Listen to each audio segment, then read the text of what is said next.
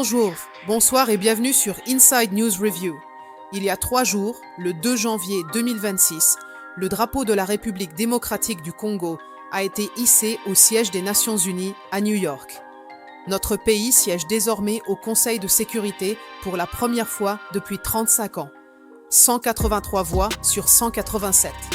Un score remarquable qui témoigne, dit-on, du renouveau de notre diplomatie. La ministre Thérèse Kayikwamba Wagner a déclaré, je cite, « Nous porterons la voix de la RDC, mais aussi celle de l'Afrique. » Alors aujourd'hui, posons-nous une question que personne ne veut vraiment entendre. Cette présence au Conseil de sécurité va-t-elle changer quelque chose pour nous? Nos arguments auront-ils un impact réel? Ou bien entrons-nous dans une institution dont les règles ont été écrites pour que les petits n'y aient jamais le dernier mot? Pour répondre à cette question, il faut d'abord comprendre ce qu'est réellement le Conseil de sécurité. Pas la version officielle qu'on nous présente dans les discours diplomatiques, la version réelle, celle où 5 pays décident du sort de 188 autres. Celle où un seul mot, veto, peut annuler la volonté du monde entier. Et pour comprendre cette réalité, regardons ce qui s'est passé aux lueurs de cette année 2026, le 3 janvier 2026. Pendant que notre drapeau flottait à New York, les forces américaines menaient l'opération Absolute Resolve au Venezuela, et ceci par suite d'une traîtrise interne dans l'armée vénézuélienne. Plus de 150 avions militaires, des frappes aériennes sur Caracas, le président Maduro capturé dans sa résidence et extradé vers New York pour y être jugé. Plus de 80 morts selon les autorités vénézuéliennes et cubaines. Le secrétaire général Antonio Guterres s'est dit profondément alarmé. Il a parlé de précédents dangereux. La Chine a dénoncé un usage flagrant de la force. Le Brésil a parlé de lignes inacceptables. La France elle-même a rappelé qu'aucune solution durable ne pouvait être imposée de l'extérieur. Et maintenant, que va faire le Conseil de sécurité? Si une résolution condamnant cette opération est présentée, les États-Unis opposeront leur veto. Si des sanctions sont proposées, elles seront bloquées. Le système est ainsi fait. Ceux qui l'ont créé ne peuvent jamais être punis par lui. Ce soir, nous allons examiner ce système. Nous allons voir comment il fonctionne, qui il protège et ce qu'il signifie pour un pays comme le nôtre. Nous allons poser les questions que tout Congolais devrait se poser maintenant que nous siégeons à cette table. Est-ce une opportunité réelle ou une illusion de pouvoir? Commençons par ce qui nous concerne directement, nous, Congolais. La République démocratique du Congo vient d'être élue membre non permanent du Conseil de sécurité pour la période 2026-2027. C'est un moment historique, symbolisé par cette image forte du 2 janvier 2026. Notre drapeau flottant enfin parmi les puissants à New York. C'est notre 3e mandat dans l'histoire du pays. Après les parenthèses de 1982, 1983 et 1990-1991. 35 ans d'absence. Une génération entière a grandi sans jamais voir le Congo assis à la table des décisions mondiales. Le score obtenu est, en apparence, un plébiscite diplomatique. 183 voix sur 187 pays votants. Ce chiffre flatteur témoigne, nous dit-on, du renouveau de notre diplomatie et de la place centrale que la RDC occupe sur l'échiquier africain. Cependant, il faut dépasser l'euphorie de la cérémonie pour regarder la réalité froide de l'institution que nous intégrons. Christian Moleka, coordinateur de la dynamique des politologues de RDC, pose le décor avec une lucidité qui doit nous interpeller. Il explique que s'il y a aujourd'hui une dynamique de médiation sur le conflit congolais qui attire l'attention internationale, cette attention est volatile. D'autres crises, comme l'invasion américaine au Venezuela ou l'embrasement continu au Moyen-Orient, peuvent instantanément capter l'agenda du Conseil et reléguer nos tragédies au second plan. Pour la RDC, l'enjeu vital est donc de maintenir son agenda sur la table, de ne pas laisser le silence recouvrir à nouveau les morts de l'Est. Mais c'est ici que le piège du double standard se referme sur nous dès notre entrée. Notre présence au Conseil ne garantit absolument pas que nos problèmes seront traités avec la même urgence ou les mêmes moyens que ceux des alliés des grandes puissances. Elle nous donne simplement le droit de parler dans une salle insonorisée où d'autres décident du volume du micro. La résolution 2773 sur la situation dans l'Est, bien que votée à l'unanimité, souffre d'une mise en œuvre léthargique. Pourquoi ? Parce que le système fonctionne à deux vitesses. Quand les intérêts des membres permanents sont en jeu, l'action est immédiate et foudroyante.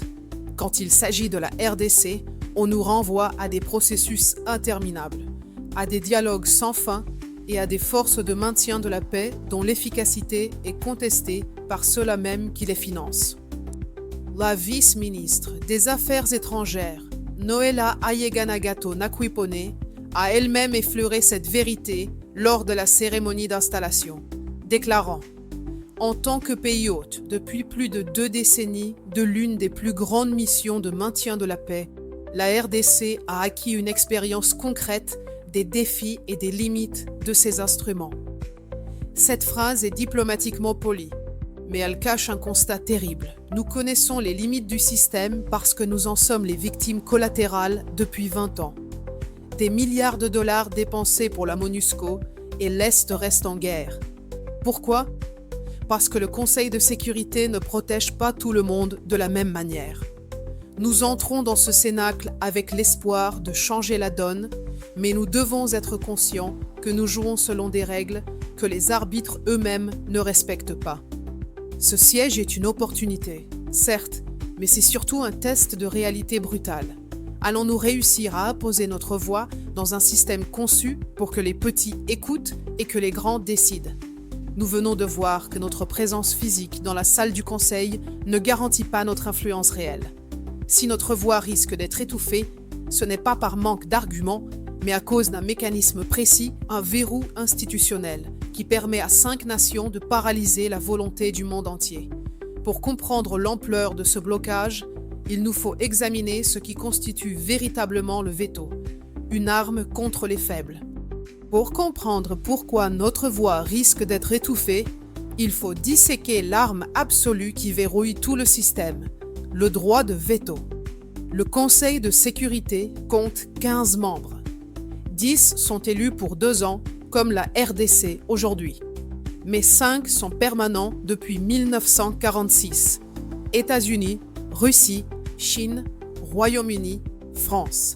Ces 5 nations disposent d'un pouvoir exorbitant, un héritage fossilisé de la fin de la Seconde Guerre mondiale, que personne d'autre ne possède. Un seul vote négatif de l'un d'entre eux annule toute décision, même si les 14 autres membres, représentant la vaste majorité de la population mondiale, votent en faveur. Ce mécanisme est l'incarnation juridique du double standard. Réfléchissons à ce que cela signifie concrètement. Imaginez une assemblée parlementaire où tout le monde vote « oui » pour une loi protégeant les civils, sauf une personne qui dit « non ». Et ce non unique l'emporte sur la volonté collective. Ce n'est pas une démocratie, c'est une aristocratie diplomatique. C'est le pouvoir de quelques-uns sur le destin de tous les autres. Les critiques qualifient à juste titre ce veto de l'élément le plus antidémocratique de l'ONU et de cause principale de l'inaction face aux crimes de guerre et crimes contre l'humanité. Ce privilège n'est pas théorique. Il a été exercé avec une fréquence effrayante, 293 fois depuis la création de l'ONU. Chaque veto est une cicatrice sur le corps du droit international. La Russie, incluant l'URSS, détient le record historique avec 129 vétos. Les États-Unis suivent avec 89 vétos, dont une majorité écrasante, 51 fois, a été utilisée pour protéger un seul allié, Israël, contre toute condamnation internationale. Le Royaume-Uni l'a utilisé 29 fois, la Chine 19 fois et la France 16 fois. Bien que Paris et Londres n'aient pas utilisé leur veto depuis 1989, ils gardent cette arme dans leur fourreau, prêts à dégainer si leurs intérêts vitaux en Afrique ou ailleurs étaient menacés. Ces chiffres ne sont pas de simples statistiques administratives. Ils racontent une histoire de domination et d'impunité. C'est l'histoire de 5 pays qui ont décidé, en 1945, qu'ils seraient les maîtres du monde pour l'éternité et qu'aucune règle ne pourrait s'appliquer à eux sans leur consentement. Un ambassadeur africain l'a résumé avec amertume à l'Assemblée générale. Le veto n'est pas un droit, c'est un privilège injustement accordé. Et ce privilège crée une immunité totale. Le veto permet d'instaurer un monde à 2 vitesses. Celui où la loi s'applique aux faibles, comme la RDC, à qui l'on impose des embargos, des sanctions, des notifications sur l'achat d'armes, et celui des puissants et de leurs protégés, qui peuvent violer les frontières, bombarder des populations ou annexer des territoires sans jamais craindre une résolution contraignante du Conseil. Le système est verrouillé de l'intérieur car toute modification de la Charte des Nations Unies nécessite l'accord de ces mêmes 5 membres permanents. Ils ont donc un veto sur la réforme de leur propre veto. C'est un cercle vicieux parfait, une forteresse imprenable où le droit international s'arrête à la porte des 5 grands. Les statistiques sur l'usage du veto sont effrayantes, mais elles restent abstraites tant qu'on ne voit pas les corps qu'elles laissent derrière elles. Pour saisir la violence réelle de ce non diplomatique, il ne faut pas regarder les textes de loi, mais les ruines. Il nous faut examiner un cas d'école récent où la volonté du monde entier s'est brisée sur un seul doigt levé. Ce cas, c'est Gaza, quand le monde dit oui et un seul dit non. L'exemple le plus flagrant et le plus sanglant de ce double standard en action se déroule sous nos yeux à Gaza. Si nous voulons comprendre l'impuissance qui nous guette, regardons ce dossier. Depuis octobre 2023, la bande de Gaza a sombré dans l'horreur absolue. Selon les autorités sanitaires locales et les agences humanitaires, plus de 65 000 Palestiniens ont été tués, la majorité étant des femmes et des enfants. La famine a été utilisée comme arme de guerre, menaçant 2 millions de personnes. Face à cette catastrophe humanitaire que le monde entier qualifie de carnage, le Conseil de sécurité a tenté d'agir. Mais le mécanisme du veto américain a transformé l'ONU en spectateur impuissant. Les faits sont accablants et démontrent comment un seul pays peut paralyser la volonté mondiale. Le 20 février 2024, une résolution algérienne demandant un cessez-le-feu humanitaire immédiat a été soumise au vote. Le résultat a été sans appel. 14 voix pour, 1 contre. Les États-Unis ont dit non. La résolution est morte. Le 2 novembre 2024, nouvelle tentative. Les 10 membres élus du Conseil, dont nous faisons partie aujourd'hui, ont présenté une résolution pour un cessez-le-feu permanent. Même résultat, 14 voix pour, 1 contre. Le scénario s'est répété le 4 juin 2025 lors de la 10 millième réunion symbolique du Conseil, avec une résolution exigeant un arrêt inconditionnel des hostilités. Encore une fois, 14 pour, 1 contre. Au total, 7 fois. 7 fois, les États-Unis ont opposé leur veto entre 2024 et 2025. 7 fois, le monde entier a dit oui, Washington a dit non, et les bombes ont continué de tomber sur les écoles et les hôpitaux. La justification officielle du département d'État américain en juin 2025 frise le cynisme absolu. Ces résolutions seraient, selon eux, des actions performatives sapant les efforts diplomatiques. En d'autres termes, laissez-nous gérer cela entre nous, ne vous mêlez pas de nos affaires, même si cela coûte des milliers de vies. L'ambassadeur du Pakistan a résumé la situation avec une phrase qui glacera le sang de tout Congolais. Ce veto envoie le signal que 2 millions de Palestiniens assiégés et affamés sont jetables. Ce terme, jetable, est la clé. Dans le système actuel, certaines vies valent moins que d'autres selon les alliances géopolitiques. L'ambassadeur algérien a renchéri « Le silence ne défend pas les morts ». L'Assemblée générale a bien tenté de contourner ce blocage en adoptant une résolution condamnant l'utilisation de la famine par 149 voix contre 12. Mais l'Assemblée n'a aucun pouvoir contraignant. Seul le Conseil peut envoyer des casques bleus ou imposer des sanctions. C'est ici que le double standard éclate au visage du monde.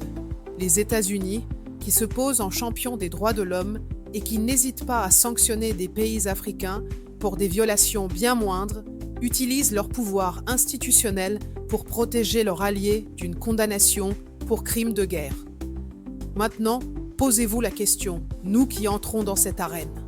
Si le Conseil de sécurité ne peut pas protéger les Palestiniens avec 14 voix sur 15 en leur faveur, simplement parce qu'un membre permanent s'y oppose, comment pourrait-il protéger les Congolais ? Notre siège au Conseil change-t-il cette équation mathématique brutale ? La réponse est non. Parce que nous n'avons pas le veto. Et sans le veto, dans un dossier où un grand est impliqué, nous ne sommes que des témoins de l'injustice institutionnalisée. Il serait tentant et facile de ne blâmer que les États-Unis. Mais ce serait ignorer la nature profonde du système. Le veto n'est pas le monopole de Washington et le cynisme n'a pas de frontières idéologiques. De l'autre côté de l'échiquier, ceux qui dénoncent l'impérialisme américain utilisent exactement les mêmes méthodes quand il s'agit de leurs propres alliés. Pour avoir une image complète de cette hypocrisie partagée, tournons-nous vers la Syrie, le miroir du double standard. Si Gaza illustre l'usage du veto par les États-Unis, la tragédie syrienne est le miroir parfait qui montre comment la Russie et la Chine exercent exactement la même brutalité diplomatique. C'est là que la notion de double standard prend tout son sens. Ce n'est pas le vice d'un seul camp, c'est la méthode de gouvernance de tout le club des puissants. Depuis le début du conflit, en 2011, Moscou a exercé 14 vétos sur des résolutions concernant la Syrie. 14 fois, la Russie a levé la main pour empêcher l'ONU de condamner les bombardements chimiques, les sièges de villes et les massacres de civils perpétrés par le régime de Bachar al-Assad. La Chine l'a rejointe dans 8 de ses votes fatidiques. Le coût humain de ces vétos est terrifiant. Le Syrian Network for Human Rights a documenté avec précision comment ces blocages répétés ont contribué directement à la mort de près de 250 000 Syriens. Le schéma était toujours le même, d'une prévisibilité macabre. Après chaque veto protégeant le régime Assad à New York, les opérations militaires gouvernementales s'intensifiaient sur le terrain en Syrie. Les responsables militaires savaient qu'ils avaient un blanc-seing, qu'aucune conséquence internationale ne viendrait, qu'aucune sanction ne serait votée, qu'aucun tribunal ne serait saisi. Amnesty International a qualifié l'un de ces vétos de « trahison choquante et cynique du peuple syrien ». Le Global Center for the Responsibility to Protect a parlé de victoire pour l'impunité, l'inaction et l'injustice. Mais le plus révoltant est l'hypocrisie qui entoure ces votes. Quand les États-Unis bloquent les résolutions sur Gaza aujourd'hui, la Russie et la Chine montent au créneau pour crier au scandale et défendre le droit humanitaire. Mais quand la Russie bloquait les résolutions sur la Syrie hier, les États-Unis criaient à la barbarie. C'est un théâtre d'ombre. Les acteurs changent de rôle, mais la pièce reste la même. La protection des alliés prime sur la vie humaine. Les critiques ont accusé le Conseil d'hypocrisie systémique. Intervenir en Libye en 2011, quand cela servait les intérêts occidentaux pour renverser Kadhafi, mais laisser la Syrie brûler pendant une décennie parce que la Russie s'y opposait. Le bloc multipolaire, qui prétend offrir une alternative, ne fait que reproduire les mêmes mécanismes de domination. La Russie bloque toute résolution sur l'Ukraine ou la Syrie. La Chine bloque toute critique sur le Xinjiang ou Taïwan. Les États-Unis protègent Israël. Chaque membre permanent utilise le veto pour défendre ses intérêts stratégiques, ses zones d'influence, sa cour arrière. Ils se dénoncent mutuellement en public, dans de grandes envolées lyriques sur les droits de l'homme, mais aucun ne propose sérieusement d'abolir le privilège dont ils bénéficient. Ils savent que s'ils permettaient une sanction contre l'un d'eux, ils créeraient un précédent qui pourrait se retourner contre eux demain. C'est un pacte tacite de non-agression juridique. Et pendant ce temps, les populations civiles, qu'elles soient à Alep ou à Gaza, meurent sous des bombes. Pour la RDC, la leçon est claire. Ne comptez pas sur la morale de ces puissances. Leurs indignations sont à géométrie variable et ne servent que leurs agendas géopolitiques. Nous avons vu comment les puissances utilisent le veto pour protéger leurs alliés, que ce soit Israël ou la Syrie. Mais le système va plus loin. Il permet non seulement de protéger les amis, mais aussi d'écraser ceux qui sont perçus comme des ennemis, en violant sans vergogne les règles qu'ils ont eux-mêmes édictées. L'actualité brûlante nous en donne la preuve la plus effrayante, avec une opération qui nous rappelle que pour les petits pays, la souveraineté est une fiction face à ce qui s'est déroulé au Venezuela, la loi du plus fort. Si nous avions encore des doutes sur le fait que le droit international est une fiction qui ne s'applique qu'aux faibles, les événements des dernières 48 heures au Venezuela viennent de les dissiper brutalement. L'opération Absolute Resolve, menée par les États-Unis le 3 janvier 2026, est la démonstration ultime de la loi du plus fort. Pendant que notre drapeau était hissé pacifiquement à New York, plus de 150 avions militaires américains frappaient Caracas. Le président Nicolás Maduro a été capturé dans sa propre résidence présidentielle et extradé de force vers New York pour y être jugé comme un vulgaire criminel de droit commun. L'article 2, paragraphe 4 de la Charte des Nations Unies est pourtant limpide comme de l'eau de roche. Les membres de l'organisation s'abstiennent dans leurs relations internationales de recourir à la menace ou à l'emploi de la force contre l'intégrité territoriale ou l'indépendance politique de tout État. Cette interdiction absolue ne comporte que 2 exceptions. La légitime défense en réponse à une attaque armée ou l'autorisation explicite du Conseil de sécurité. Le Venezuela n'a pas attaqué les États-Unis. Le Conseil de sécurité n'a jamais autorisé cette intervention. Les accusations de narcotrafic, aussi graves soient-elles, ne constituent pas une attaque armée en droit international et ne justifient en rien un changement de régime par la force militaire. L'opération est donc, selon les critères mêmes de la charte que les États-Unis ont rédigée en 1945, une violation flagrante du droit international. C'est une agression. Le président brésilien Lula a dit que les États-Unis avaient franchi une ligne inacceptable. Le président colombien Petro a rappelé le principe sacré de l'autodétermination des peuples. La Colombie, soutenue par le Brésil, la Russie et le Mexique, a demandé une réunion d'urgence du Conseil de sécurité. Mais tout le monde, absolument tout le monde, sait déjà ce qui va se passer dans cette salle où nous siégeons désormais. Si une résolution condamnant cette invasion américaine est présentée, Washington opposera son veto. Fin de l'histoire. Il n'y aura pas de sanctions. Il n'y aura pas de condamnation officielle.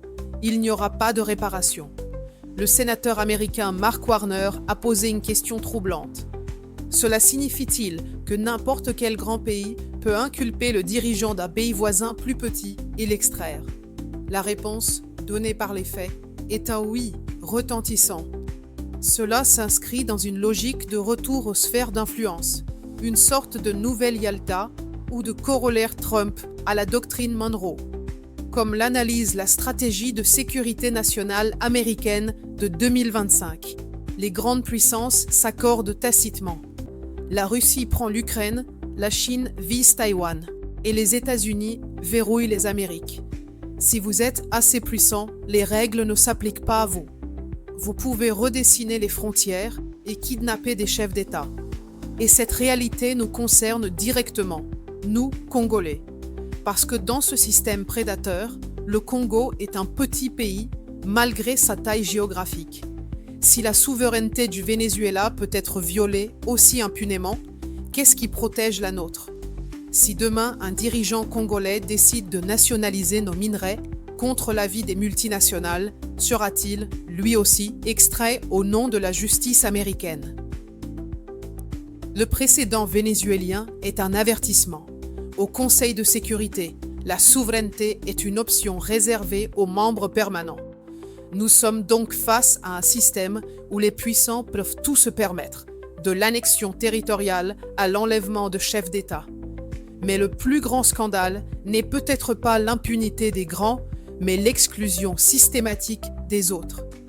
Et parmi ces exclus, il y a un géant démographique et géographique qui reste étrangement muet institutionnellement.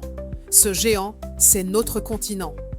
Il est temps d'aborder la question de l'Afrique sur le menu, jamais à la table. Parlons maintenant de la grande absente, ou plutôt de la grande ignorée de ce système, l'Afrique. Notre continent compte 54 États membres des Nations Unies, ce qui en fait le plus grand bloc régional de l'organisation. Nous fournissons une proportion considérable, souvent majoritaire, des contingents des opérations de maintien de la paix qui sont déployés à travers le monde. Et surtout, chiffre accablant, près de 70% des dossiers traités par le Conseil de sécurité concernent des situations africaines. La paix et la sécurité en Afrique sont le fonds de commerce principal de cette institution. Réfléchissons à l'absurdité et à l'injustice de ces chiffres. 7 dossiers sur 10 au Conseil parlent de nous, décident de nous, tracent nos frontières ou sanctionnent nos dirigeants. Et pourtant, l'Afrique n'a aucun siège permanent, aucun droit de veto, zéro. Les décisions qui engagent la vie et la mort de millions d'Africains sont prises sans que nous ayons le pouvoir ultime de les bloquer ou de les valider. Une analyste africaine a formulé ce paradoxe avec une justesse cruelle.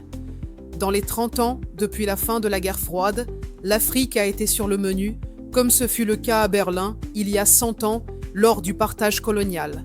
Mais elle n'a toujours pas de siège permanent à la table. C'est un apartheid diplomatique. Le consensus d'Ezulwini, adopté par l'Union africaine en 2005, réclame depuis 2 décennies la réparation de cette injustice historique. 2 sièges permanents avec droit de veto et 5 sièges non permanents pour l'Afrique. 20 ans plus tard, cette demande reste lettre morte. On nous écoute poliment, on nous promet des réformes pour plus tard et rien ne change. Le vice-président nigérian Kashim Shettima a rappelé une vérité historique. Au moment de la création de l'ONU, en 1945, le Nigeria n'existait pas en tant qu'État souverain. C'était une colonie britannique de 20 millions d'habitants. Aujourd'hui, le Nigeria est une puissance démographique de 236 millions d'âmes et deviendra bientôt le 3e pays le plus peuplé au monde. Pourtant, il a moins de pouvoir institutionnel que le Royaume-Uni ou la France, ancienne puissance coloniale dont la démocratie et l'influence déclinent. Pourquoi cette réforme ne se fait-elle pas ?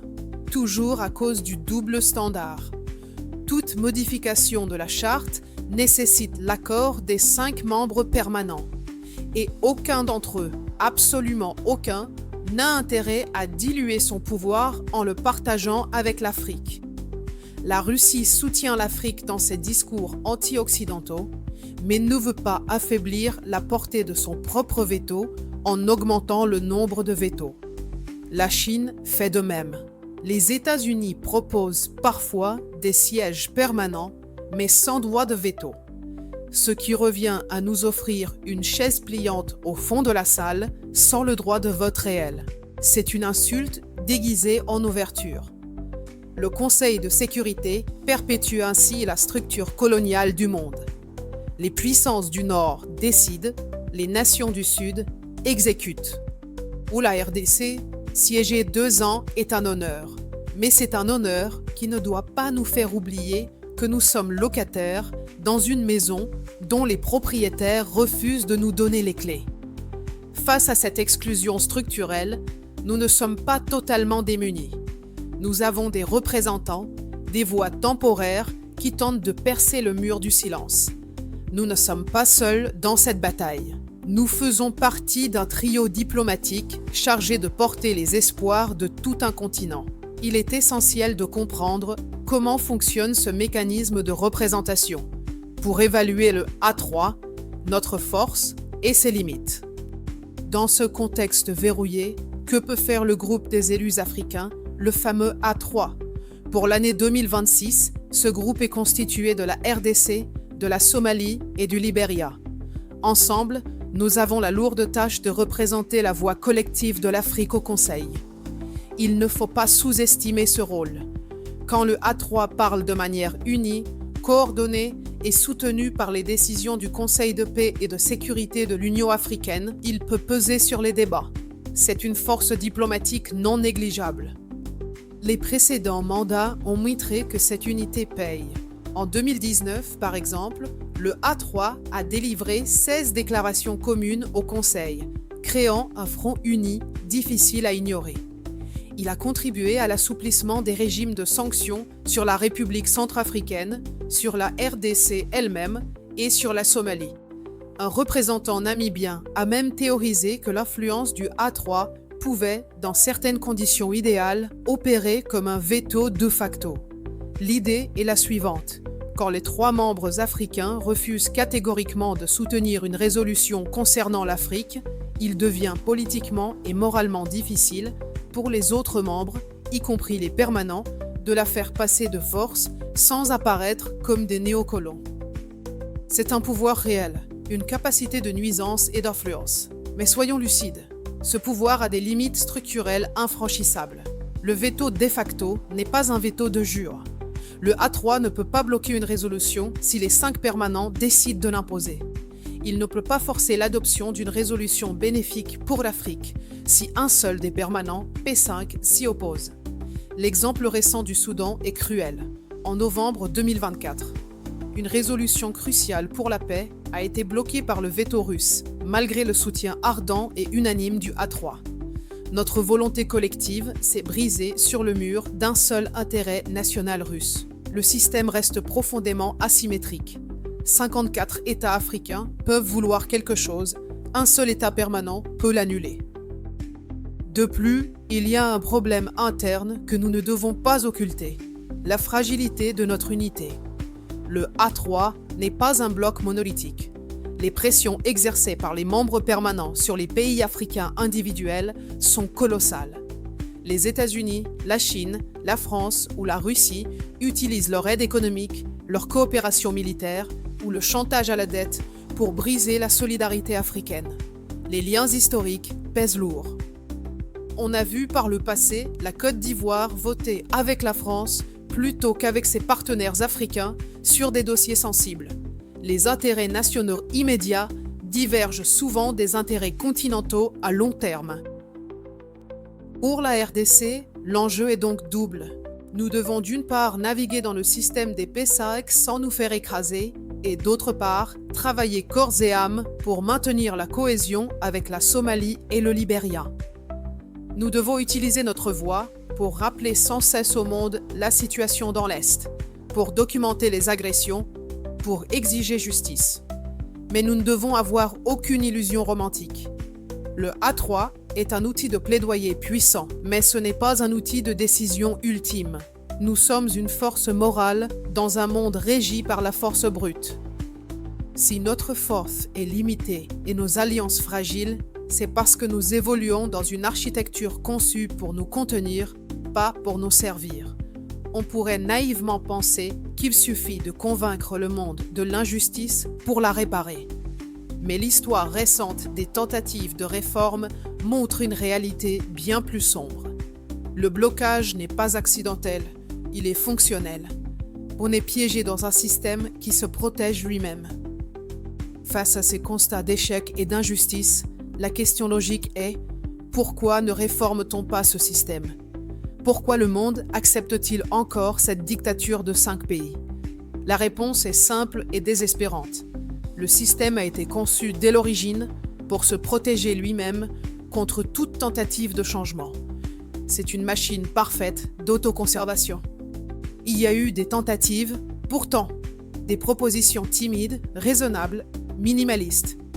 En 2015, la France et le Mexique ont lancé une initiative proposant que les membres permanents s'engagent volontairement, sans même modifier la charte, à ne pas utiliser leur veto en cas d'atrocité de masse avérée, génocide, crime contre l'humanité, crime de guerre. C'était une proposition de bon sens. On ne devrait pas pouvoir utiliser un privilège diplomatique pour couvrir des massacres. Quel a été le résultat ? Un échec cuisant. Seul le Royaume-Uni a soutenu l'idée du bout des lèvres. Les États-Unis, la Russie et la Chine ont refusé catégoriquement. Ils refusent de se lier les mains, même moralement, même face au génocide. Ils veulent garder leur pouvoir absolu, total, sans condition. Une autre tentative a eu lieu avec la résolution 67-262 de l'Assemblée générale adoptée en 2022. Elle exige désormais qu'une réunion de l'Assemblée générale soit convoquée automatiquement chaque fois qu'un veto est exercé au Conseil. L'idée était de faire honte aux utilisateurs du veto, de les forcer à s'expliquer publiquement devant le monde entier. Depuis son adoption, 17 vétos ont déclenché 17 réunions de ce type. L'impact concret, quasi nul, zéro. Les puissants viennent, lisent leurs discours justifiant leur veto par des intérêts de sécurité nationale ou des équilibres diplomatiques et repartent. L'Assemblée générale peut débattre, s'indigner, voter des résolutions symboliques, mais elle ne peut pas contraindre. La honte ne fonctionne pas sur ceux qui croient que la force fait le doigt. Le système est verrouillé à double tour. Les puissants ont un veto sur les décisions du quotidien, résolutions, et ils ont un veto sur les règles du jeu, réforme de la charte. Ils détiennent à la fois le pouvoir exécutif, législatif et judiciaire de l'ONU. C'est le double standard élevé au rang de constitution mondiale. Comme l'a dit le président finlandais Alexander Stubb, si les pays du Sud global, d'Amérique latine, d'Afrique, d'Asie n'obtiennent pas leur place dans le système, ils tourneront le dos aux Nations Unies. C'est là que réside le seul véritable danger pour les 5 grands. Non pas une réforme interne, qui est impossible, mais un départ, une délégitimation externe. Ils n'ont aucun intérêt à changer ce qui leur profite tant que les autres acceptent de jouer le jeu. Alors, que faire pour nous? Abandonner les Nations Unies? Non, pas encore. Malgré ses défauts monstrueux, c'est la seule agora mondiale où le Congo peut parler d'égal à égal à la tribune. Mais il faut être lucide. Notre présence au Conseil est un outil tactique, pas une solution miracle. C'est un mégaphone pour crier notre vérité, un levier pour exposer les contradictions des puissants. Mais ce n'est pas là que se jouera notre salut. Le salut ne viendra pas d'un système conçu pour nous maintenir en bas de l'échelle. Nous arrivons donc à l'heure de vérité. Si la réforme de l'intérieur est impossible parce que les maîtres du jeu détiennent les clés, il ne reste qu'une seule option viable, changer de jeu. La patience de l'Afrique a atteint ses limites. Après des décennies de promesses non tenues et de mépris poli, le ton a changé. Ce n'est plus une demande de réforme, c'est une menace existentielle pour l'ONU. Nous entrons dans l'ère de l'ultimatum africain. Réformer ou nous partirons. L'Afrique a patienté 20 ans depuis le consensus d'Ezulwini. 20 ans de promesses non tenues, de négociations sans issue, de discours sympathiques suivis d'inaction. Cette patience, souvent perçue par les grandes puissances comme de la faiblesse, arrive brutalement à son terme. Le message africain n'est plus une supplique diplomatique, c'est un ultimatum. Le président kényan, William Ruto, l'a formulé avec une clarté glaçante à l'Assemblée générale en septembre 2025. Les institutions dérivent vers l'irrélévance quand elles n'adaptent pas. Il a osé la comparaison ultime, celle avec la Société des Nations, dont la crédibilité s'était effondrée dans les années 1930, faute de courage, rendant l'organisation totalement inutile au déclenchement de la Seconde Guerre mondiale. Cette menace n'est pas en l'air. L'Afrique ne se contente plus de réclamer, elle construit activement des alternatives. Le président finlandais Alexander Stubb l'a reconnu. L'ère post-guerre froide est terminée. Le pouvoir se déplace vers le sud et vers l'est. Ce déplacement tectonique est déjà visible. Les BRICS, qui réunissent désormais des géants comme le Brésil, la Russie, l'Inde, la Chine, l'Afrique du Sud, l'Égypte, l'Éthiopie, l'Iran et les Émirats arabes unis, représentent 35% de l'économie mondiale et 45% de la population. Plus de 30 pays sont en liste d'attente pour y adhérer. Ces plateformes offrent ce que l'ONU refuse obstinément, une voix égale. Au G20, où l'Union africaine a été intégrée en 2024, les décisions se prennent par consensus, sans veto. À la nouvelle banque de développement des BRICS, les pays du Sud accèdent à des financements sans les conditionnalités humiliantes du FMI. Ce mouvement de bascule s'accélère avec la logique des sphères d'influence qui revient en force. La Russie cherche sa nouvelle Yalta en Ukraine. La Chine consolide son emprise sur l'Asie. Et les États-Unis réaffirment leur mainmise sur les Amériques. Dans ce monde fragmenté, l'ONU devient une coquille vide. Pourquoi l'Afrique resterait-elle fidèle à une institution qui valide tacitement ce partage du monde entre grands, tout en l'excluant de la décision? Le Mali a déjà montré la voie du désengagement radical en exigeant le retrait de la MINUSMA en 2023. Ce n'était pas un caprice, c'était le symptôme d'une rupture de confiance totale. Imaginons le scénario cauchemar pour New York. L'Union africaine décide collectivement de suspendre sa participation aux Nations Unies jusqu'à l'obtention de sièges permanents avec droit de veto. 54 pays qui quittent la salle, 28% des membres de l'Assemblée générale qui disparaissent, 70% de l'agenda du Conseil de sécurité qui devient ingérable, le plus grand contingent de casques bleus qui rentre à la maison. Que resterait-il de la légitimité universelle de l'ONU? Plus rien. Ce serait la fin du système multilatéral tel que nous le connaissons depuis 1945. Les recherches sur les organisations internationales montrent que les menaces de retrait aboutissent souvent à des réformes réelles lorsqu'elles sont formulées par des coalitions puissantes.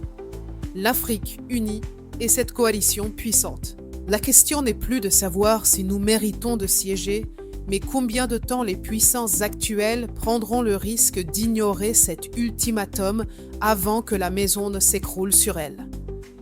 Nous avons parcouru le fonctionnement du Conseil, ses injustices, ses silences coupables et la menace de rupture qui plane désormais sur lui.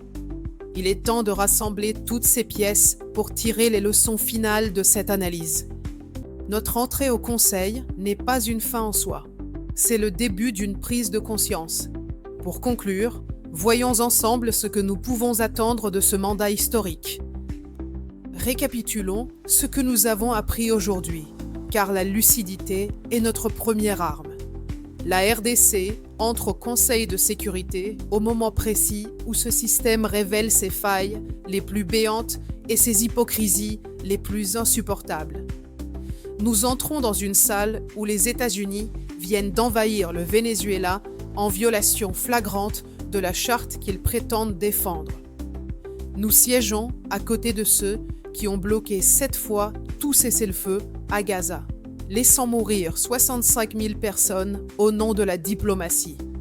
Nous côtoyons ceux qui ont protégé le régime syrien pendant le massacre de 250 000 civils. Le constat est sans appel. Le Conseil de sécurité tel qu'il fonctionne aujourd'hui ne protège pas les populations vulnérables. Il protège les intérêts des puissants et gère le chaos des autres.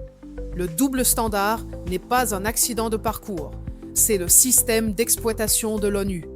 Les règles s'appliquent rigoureusement à la RDC, au Mali ou au Soudan, mais elles s'évaporent dès qu'il s'agit d'Israël, de la Russie ou des États-Unis. L'Afrique, qui représente l'essentiel des débats, reste exclue du cercle de décision réelle. Le consensus des Unis est ignoré parce que ceux qui bénéficient du système détiennent les clés du changement et refusent de les partager. Mais l'Afrique n'est plus condamnée à l'attente passive. Les alternatives se construisent sous nos yeux. Les BRICS s'élargissent et défient l'hégémonie du dollar et du vote pondéré. Le G20, sous présidence africaine, montre qu'un autre modèle de gouvernance, plus respectueux et consensuel, est possible. Le Mali et d'autres pays ont démontré que le désengagement des structures onusiennes n'est plus un tabou, mais une option stratégique réelle. L'ultimatum africain n'est plus une rhétorique de tribune. C'est une stratégie de survie politique. Dans ce contexte explosif, notre mandat 2026-2027 prend une dimension particulière, presque subversive. Nous ne sommes pas là pour quémander de l'aide humanitaire ou des condamnations sans effet. Nous sommes là pour rappeler au monde que le système actuel ne tient que par notre participation, que 54 nations africaines représentent une force collective que personne ne devrait ignorer. Notre présence au Conseil est un outil de pression, Un rappel constant de l'injustice structurelle. Soyons honnêtes avec nous-mêmes.